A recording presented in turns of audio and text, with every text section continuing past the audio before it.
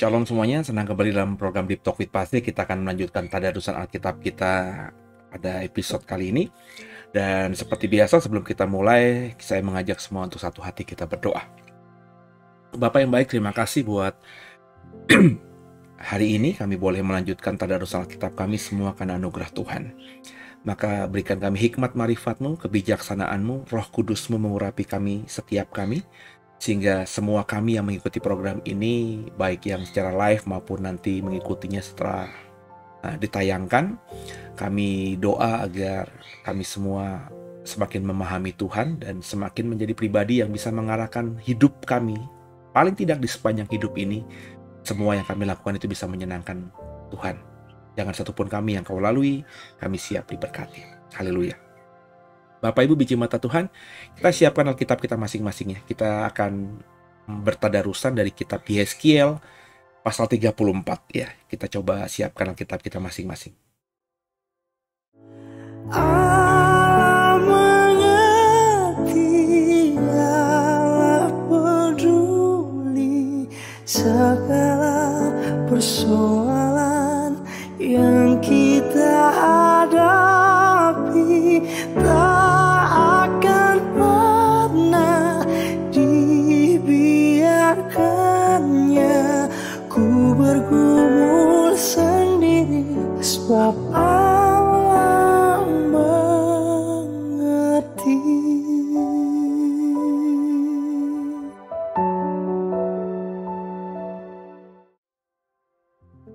Ya, ada bantuan di dalam Alkitab kita dari Yeskiel pasal 34 ya. Perikopnya, Tuhan gembala Israel yang baik melawan gembala-gembala yang jahat.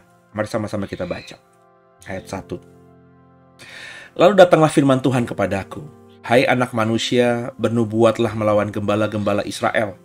Bernubuatlah dan katakanlah kepada mereka, kepada gembala-gembala itu.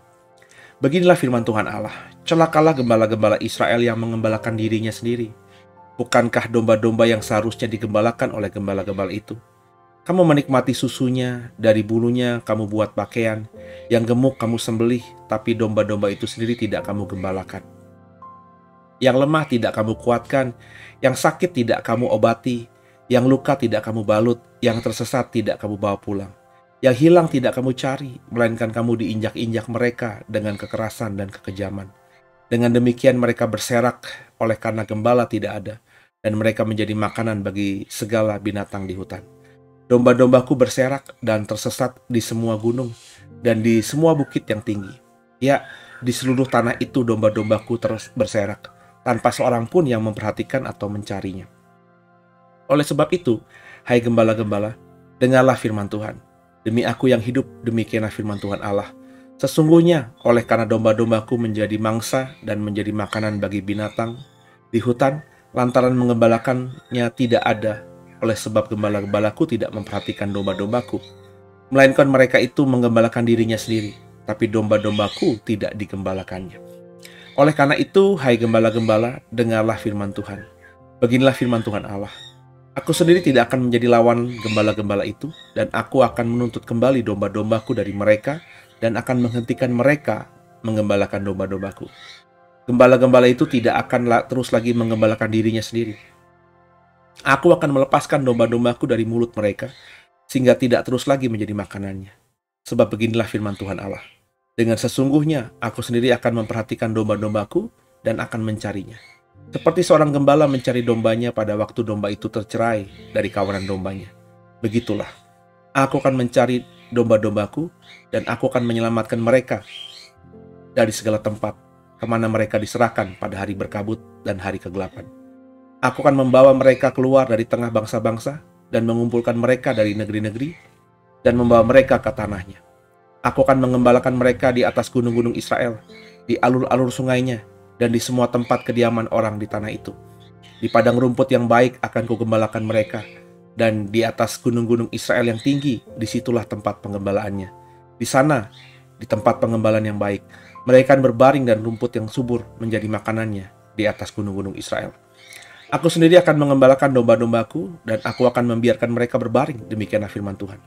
Yang hilang akan kucari, yang tersesat akan kubawa pulang, yang luka akan kubalut, Yang sakit akan kukuatkan, serta yang gemuk dan yang kuat akan kulindungi.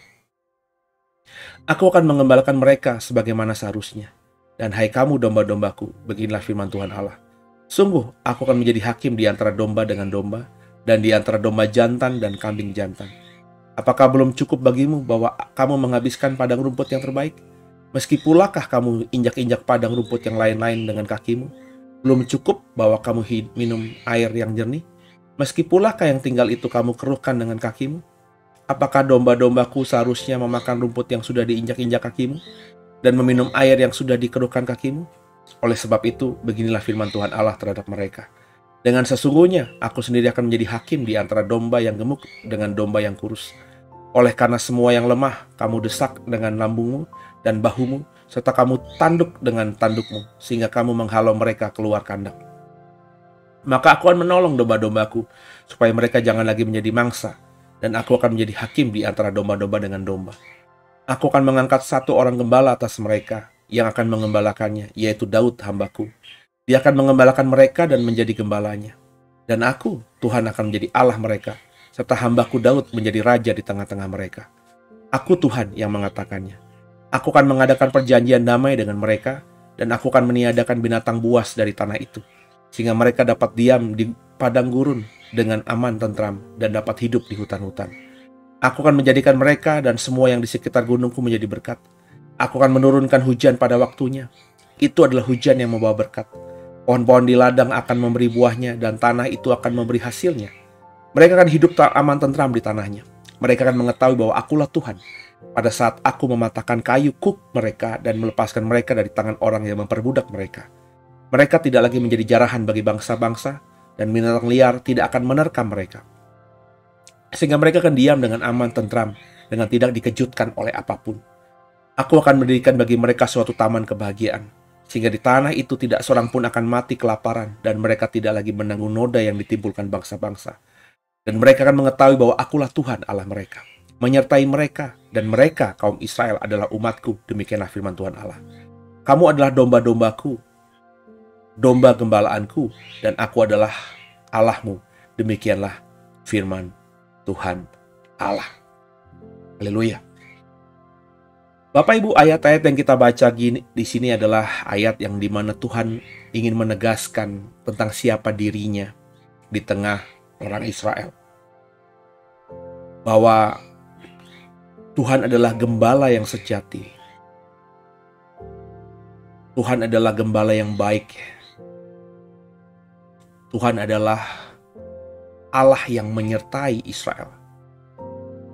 Di dalam ayat-ayat di atas tadi, jelas tergambarkan bagaimana Tuhan berkata membandingkan dirinya dengan gembala-gembala yang lainnya. Gembala-gembala yang lainnya,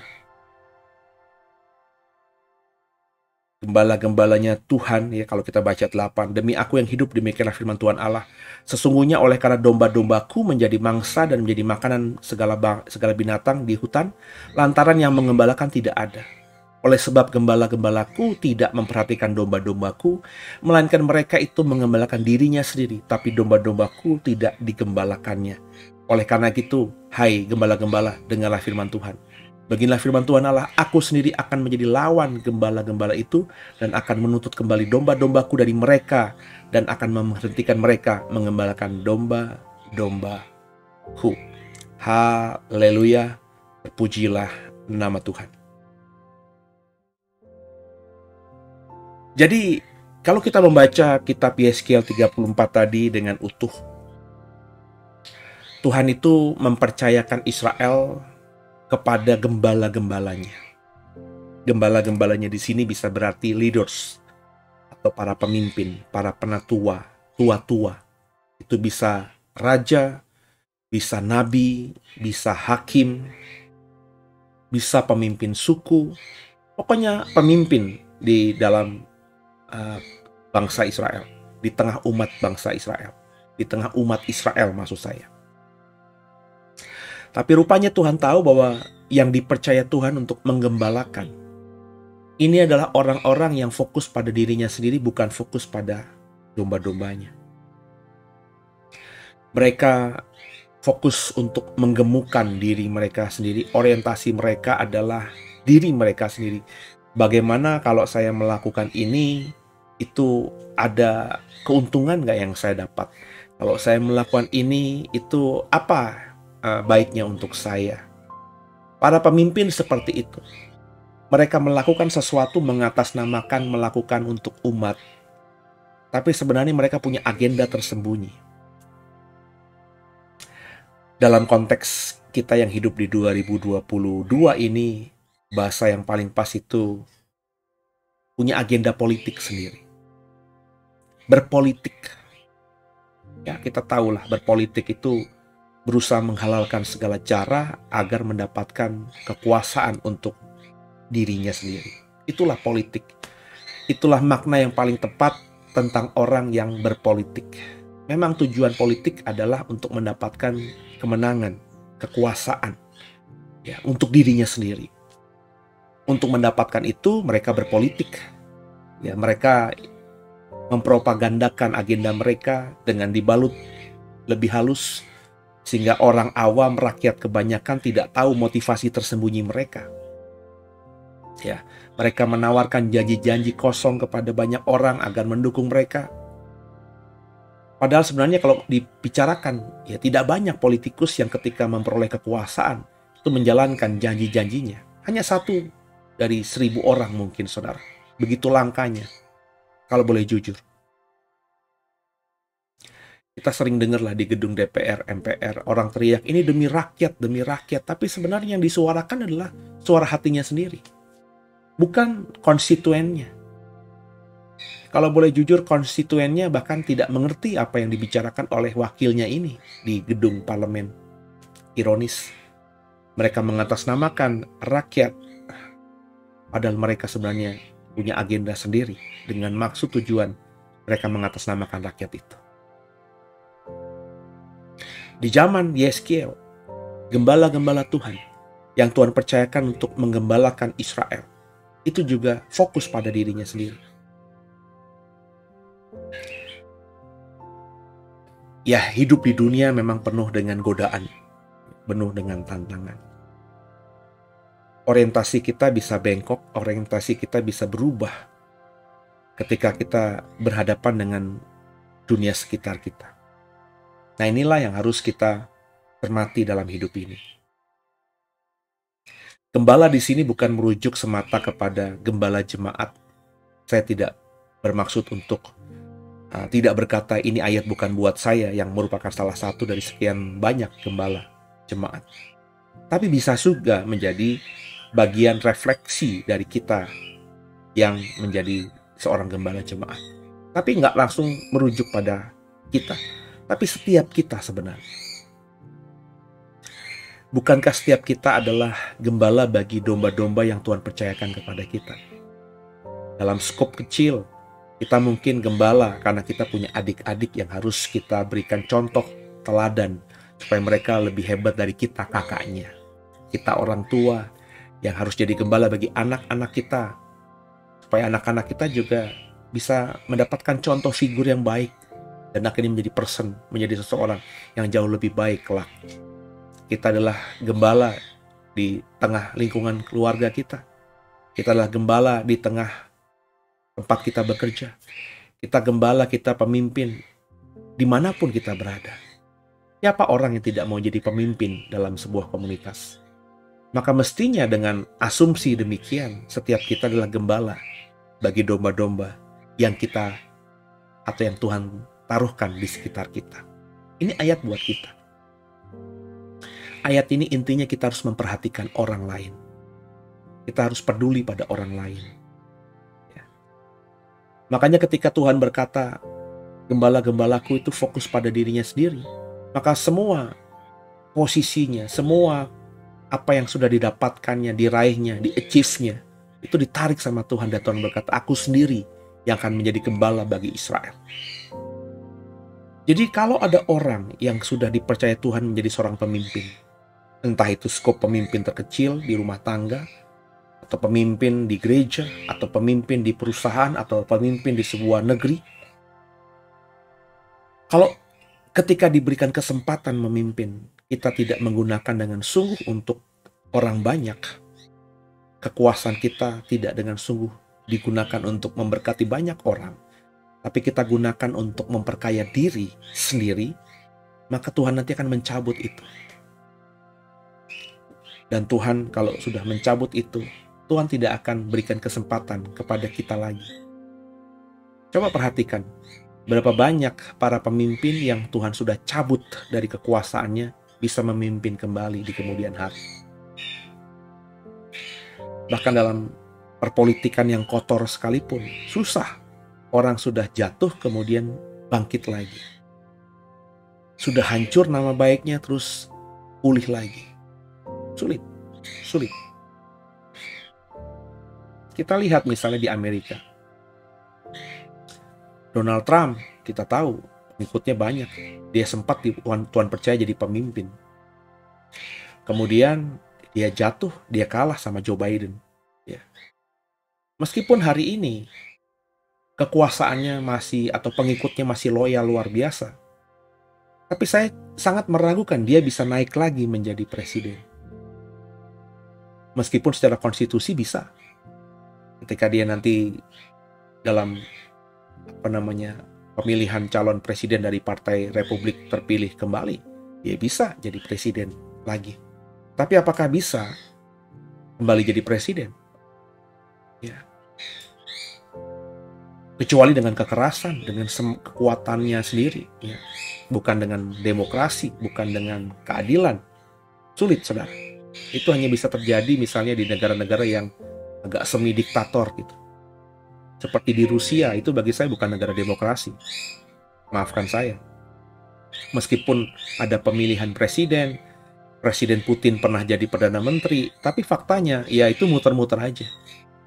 Habis konstitusi melarang untuk periode berikutnya, dia turun jadi Perdana Menteri, presiden yang lain, tapi sebenarnya kekuasaan tetap ada di Putin sebagai figur. Yaitu bisa-bisanya aja, karena memang menggunakan kekuasaan, pengaruh. Sehingga bahkan konstitusi pun bisa dipermainkan.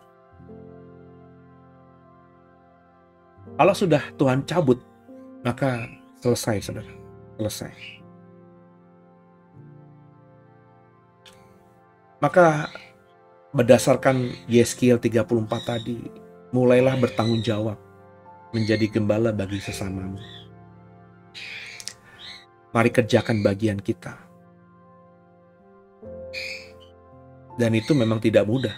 Karena sekali lagi, ada kepentingan diri, ada mimpi diri, ada cita-cita diri yang harus juga dikejar. Dan itu sangat manusiawi.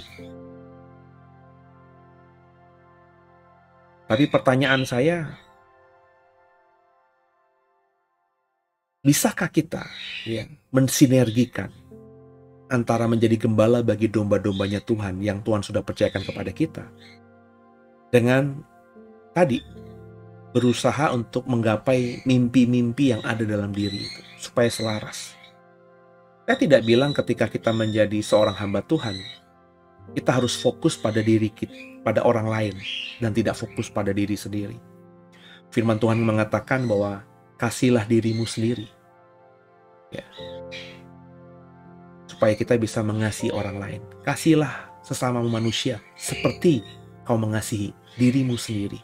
Berarti sebelum kita bisa mengasihi orang lain, kita harus bisa mengasihi diri kita sendiri. Salah satu wujud mengasihi diri sendiri, ya bagi saya adalah berusaha untuk mencukupkan kebutuhan apapun yang kita inginkan, terutama kebutuhan pokok kita. Kalau kita makan aja nggak cukup, bagaimana kita bisa bantu orang? Kalau kita sulit untuk bisa hidup hari demi hari, bagaimana kita bisa bantu orang?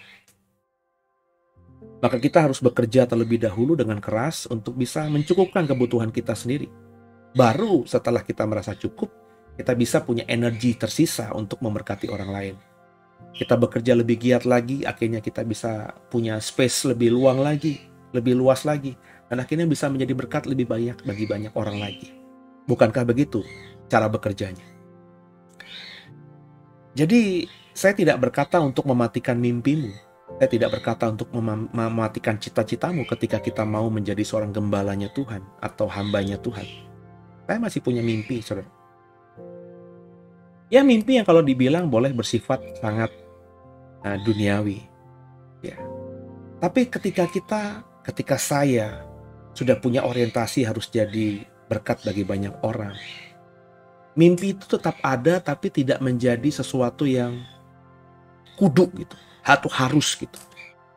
Ya, ketika ada kesempatan, berkatnya ada, ya coba dibuahi atau dinikmati. Tapi ketika tidak ada, kesempatan yang nggak ada, berkatnya belum ada, nggak memaksakan diri untuk menggenapi apa yang saya mimpikan itu. Ya, nah ini yang harus menjadi konsep kita sebagai manusia yang mau dipakai Tuhan menjadi hambanya.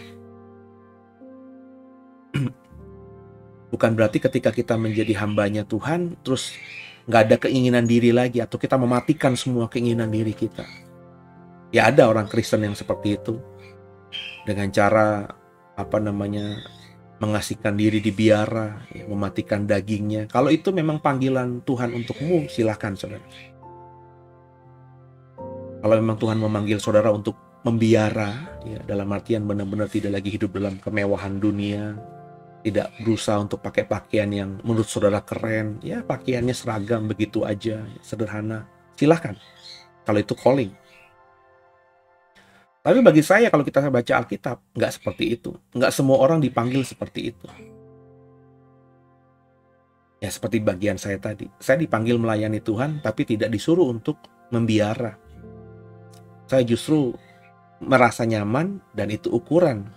Saya yakin perintah Tuhan untuk saya, untuk tetap berada di dunia yang seperti ini. Saya update tentang sosial media, saya update soal teknologi, saya update soal perkembangan dunia. Ya, saya update soal ekonomi dunia.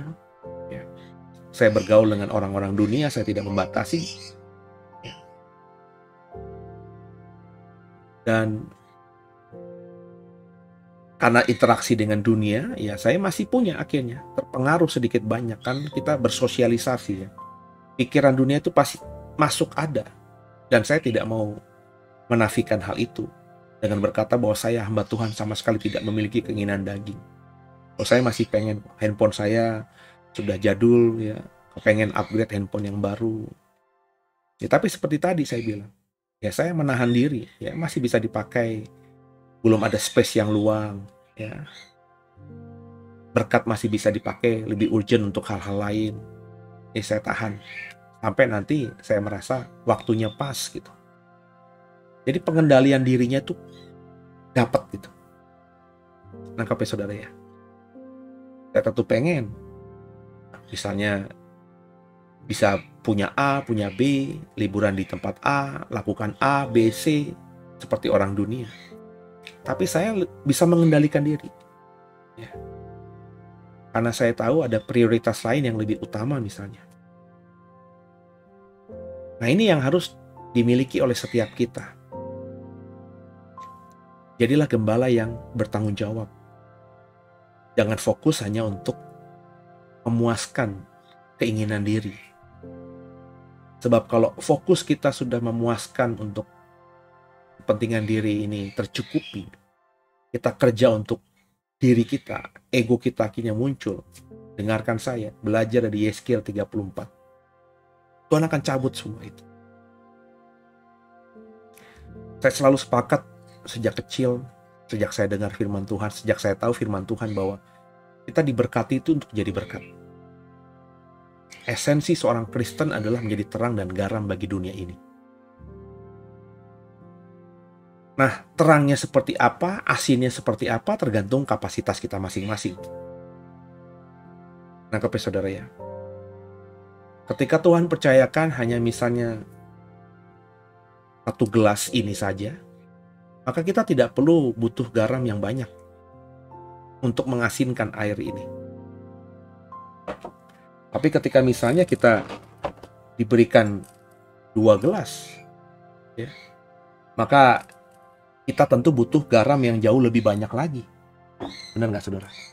Bentar, lampu saya hampir jatuh. Jadi menjadi garam itu tergantung kapasitas kita yang dipercayakan Tuhan. Tergantung wadah yang dipercayakan Tuhan kepada kita. Nah, ketika kita dipercaya wadah yang lebih besar, maka kita butuh garam yang lebih banyak. Benar nggak? Sebab dengan garam sejumput yang bisa mengasinkan gelas kecil ini, ya, tentu ketika saya punya gelas yang jauh lebih besar, garam sejumput tidak akan bisa mengasinkan air, seasin air dalam gelas ini. Jadi kita bisa fleksibel, tapi intinya kita terus jadi berkat bagi banyak orang. Sama menjadi terang juga demikian. Kalau kita berjalan di gelapnya malam, mungkin kita tidak perlu senter yang besar sekali dengan persediaan baterai yang penuh. Karena dengan bantuan terangnya bintang, terangnya bulan, kita masih bisa melihat atau meraba jalan. Tapi ketika kita masuk dalam sebuah goa, meskipun itu tidak besar goanya, tapi kita harus punya senter yang cukup kuat dan persediaan baterai yang penuh. Karena di dalam gua itu sama sekali tidak ada cahaya. Maka senter kita itu menjadi satu-satunya penerang di dalam gua tersebut. Nah, tergantung kita sekarang ini kita di mana. Jadi yang saya mau katakan, saudara, tetaplah memahami kebenaran, kerikma dari firman Tuhan. Bahwa kita tuh ditempatkan di dunia ini untuk jadi berkat buat sesama kita. Berkatnya seperti apa tergantung kondisinya.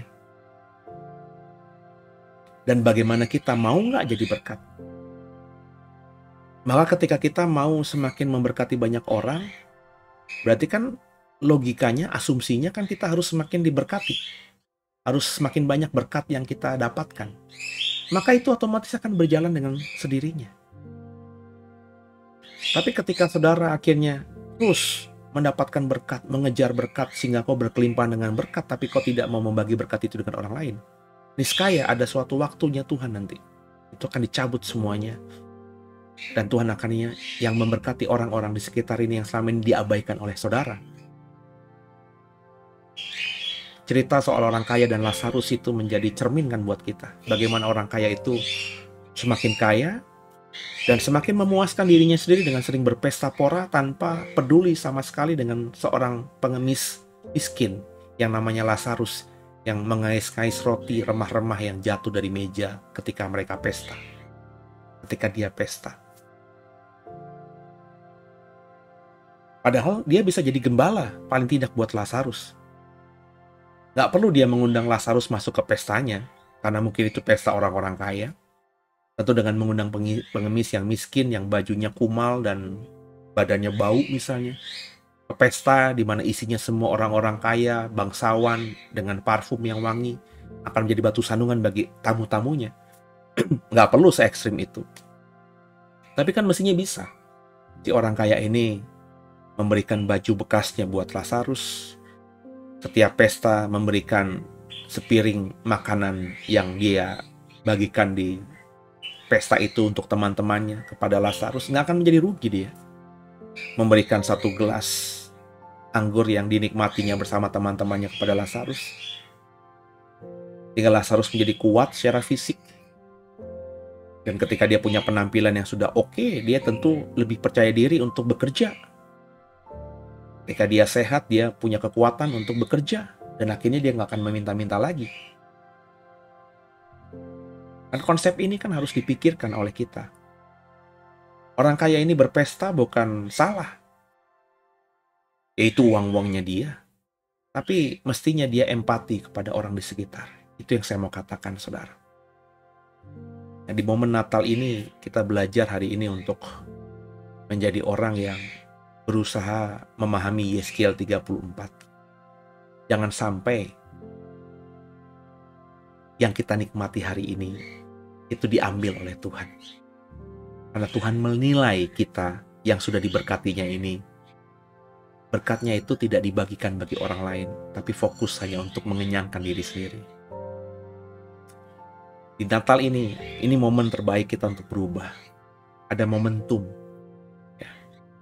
Di tengah dunia yang masih berat ini, coba daripada kita beli baju mahal buat baju Natal anak-anak kita. Toh mereka sudah punya baju-baju yang memang kita belikan setiap hari, bahkan setiap minggu, bahkan setiap bulan, bahkan meskipun gak ada momen yang khusus. Spare itu uang untuk dibagikan kepada anak-anak di panti asuhan misalnya, anak-anak gelandangan misalnya, itu lebih worth it. Di momen Natal ini coba ambil bagian, ada momentumnya untuk mendukung gereja.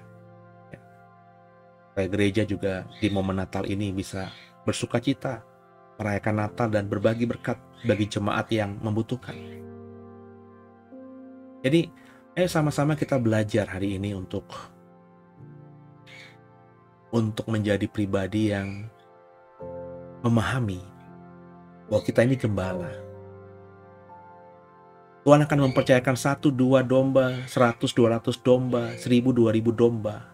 Itu nanti Tuhan akan siapkan untuk kita. Tapi 1-2 domba yang sekarang ada, sebelum 100-200 itu datang, kita sudah berikan makan yang baik belum buat mereka. Maka dimulai dengan skop kecil. Kerjakanlah hal-hal yang kecil, maka kau akan dipercayakan hal-hal yang besar. Keluarga inti terlebih dahulu, baru nanti keluarga besar. Lingkungan gereja dulu, gereja Tuhan dulu, baru nanti kita bisa berkati bangsa. Kan bukan begitu. Maka yuk di momen Natal ini, di minggu-minggu pra-Natal ini, jadikan ini momen di mana kita mau berubah. Memberkati orang, memberkati tidak akan membuat kita miskin.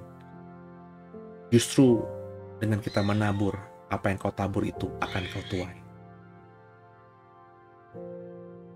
Kita belajar hari ini melakukan firman Tuhan, bahwa kita itu harus jadi gembala yang baik buat orang-orang yang Tuhan percayakan ada di sekitar kita. Bertanggung jawablah atas semua itu. Lakukan tanggung jawabmu, maka tanpa diminta, Tuhan akan melakukan tanggung jawabnya. Dalam ikatan perjanjian antara Tuhan dengan kita adalah anak cucu Abraham. Kita diminta untuk taat sama Tuhan. Maka sisanya Tuhan yang akan memberkati, menyelamatkan, menjaga, dan memenuhi segala kebutuhan hidup kita. Tuhan akan berikan tempat yang penuh madu dan susu, kata Tuhan, karena perjanjian. Kau akan punya kuasa sehingga apa yang kau pegang, ku buat berhasil, kata Tuhan. Kau akan kuberikan kuasa sehingga tanah bumi yang kau pijak menjadi tanah bumi yang kuberkati, kata Tuhan. Selama kita melakukan kehendak-Nya, salah satunya tadi, jadi gembala yang baik buat domba-domba yang Tuhan percayakan di sekitarmu, maka Tuhan gak mungkin lalai menggenapi janjinya. Kalau sudah demikian, ada kolaborasi antara kita dengan Tuhan. Tuhan memberkati kita dan kita menjadi kepanjangan tangan Tuhan untuk memberkati domba-domba kita, maka hidupmu akan jadi gembala yang baik. Bukan saja hidupmu akan diberkati di bumi ini, sebagai seorang gembala yang baik, kau nanti akan bertemu muka dengan muka di dalam kekekalan dengan gembala yang baik, yang sejati, yakni Tuhan sendiri. Semoga ada waktunya kita bisa sampai di sana dan semua kita di sisa hidup ini menjadi gembala Tuhan yang baik. Tuhan Yesus memberkati semuanya.